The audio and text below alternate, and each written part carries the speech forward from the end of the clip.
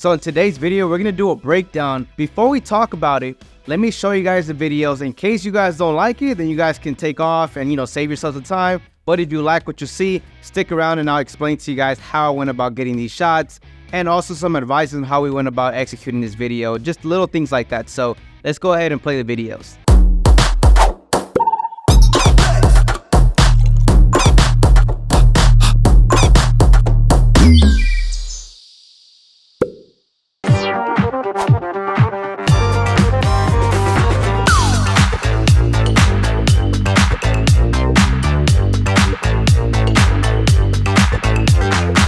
Alright, so if you guys are still here, that means you guys like what you saw, and we're going to do a breakdown on how we went about grabbing these shots.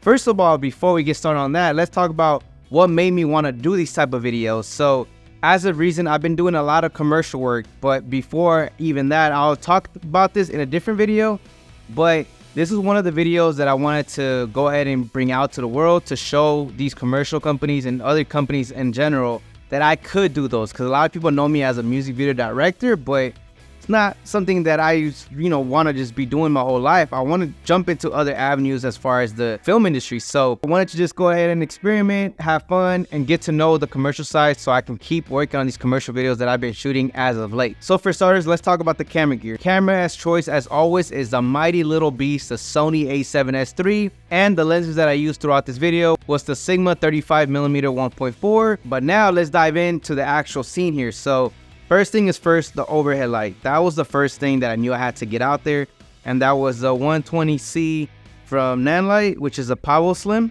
Now the reason why I went overhead is because, again, one of the mistakes that I made is I didn't have the models too far away from the backdrop, so I wanted to basically try to separate without causing too many shadows. So a tip that I can tell you guys whenever you guys are working with a backdrop is try to push your talent as far away as that you can from the backdrop. Because otherwise, if you hit any light from a 45-degree angle, you're going to start seeing the shadows on the left side, on the right side, wherever you're pointing the light. So the next shot that we had it on the left side. And that was the 720B from Nanlite. So that one, now both lights were at 5600 Kelvin. So 720B was coming from the left side. And from the right side, we had Amaran 300C. And that came from the right side. And again, we're just trying to keep everything flat, but the 300C, we wanted to kind of hit it from the side, but also hit the backdrop because the 720B was causing a little bit of shadows. So those are the three lights that we used for this scene. The last light that I used, and the reason why I wanted to use this because I like getting this right here. The white around the eyes, it looks so good. I've always been a big fan whenever you see those super crystal clear images on a commercial project. And it's like a poppy video like this, like a commercial ad.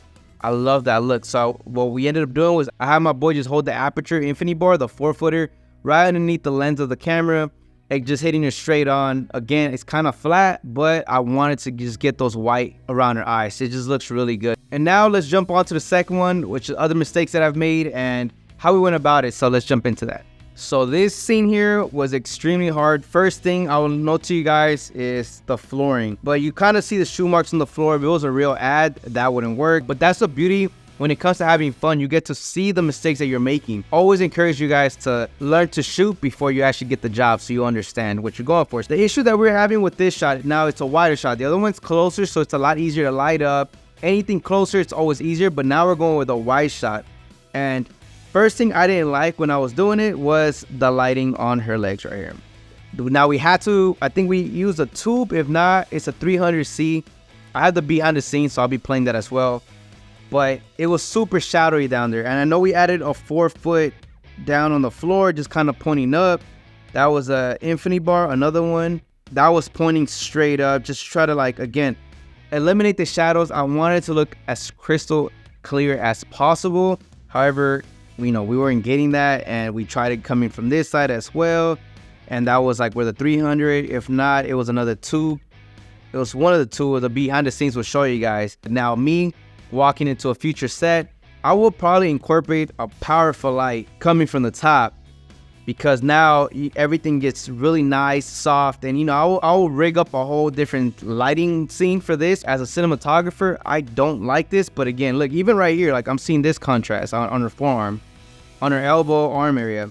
This doesn't look good. Like I need to I need to be fixing these problems, and that's why I wanted to shoot these for fun, to understand. I mean, that's pretty much it. We can finish it off with some good advice on this. So I've been doing filmmaking for over 7 years, and I always tell everybody, over time, little by little, buy all the lighting, buy all the gear. I get it, for productions and for shoots, you can always hire people to come help you, but for these particular areas where you want to go ahead and work on a passion video, on a project, anything like that, you have the lighting, you have the gear. You don't have to go out and rent all these stuff. You own it.